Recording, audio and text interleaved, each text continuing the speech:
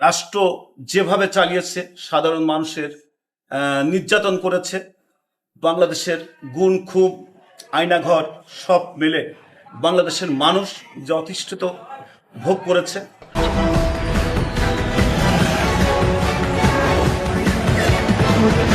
বৈষম্য ছাত্র আন্দোলনের মাধ্যমে আমরা দ্বিতীয়বার স্বাধীন একটি রাষ্ট্র পেয়েছি। সেই বৈষম্য আন্দোলনে যারা শহীদ হয়েছে তাদের মাগফিরাত, আত্মার মাগফিরাত এবং দেশনেত্রী বেগম খালেদা জিয়ার ৭৮তম জন্মবার্ষিকী, তার জন্য দোয়া।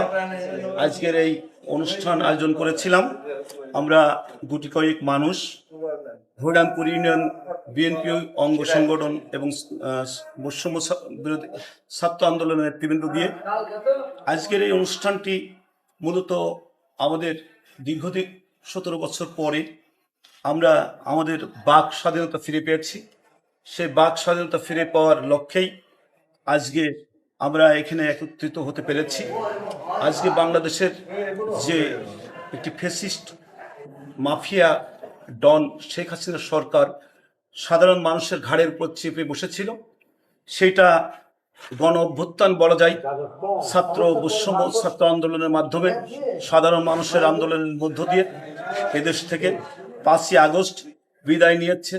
বাংলাদেশ আওয়ামী লীগ নামে যে একটি কুলাঙ্গার দল, সেই দলটি চিরতরে বাংলাদেশের রাজনীতি থেকে মুছে যাবে। আমি মনে করি যে রাষ্ট্র যেভাবে চালিয়েছে, সাধারণ মানুষের নির্যাতন করেছে, বাংলাদেশের গুণ খুব আয়নাঘর সব মিলে বাংলাদেশের মানুষ যে অতিষ্ঠিত ভোগ করেছে।